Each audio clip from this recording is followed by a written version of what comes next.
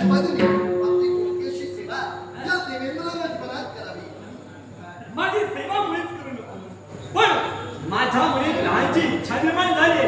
हा, आणि ती कोणती? ती इच्छा तू काही पूर्ण कर. म्हणजे काय माहिती, आजच्या दिनी नाही तो शर्माचा दरबार कवी सुद्धा माझ्या मुलीचा. आणि इच्छा कोणती असेल?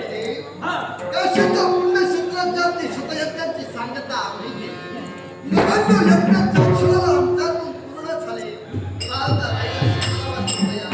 आणि तो सोमय्या कोणत्या पद्धतीने पूर्ण व्हावा त्याचं योग्य मार्गदर्शन आपणाला लागेल. आणि म्हणून आता 14 नंतर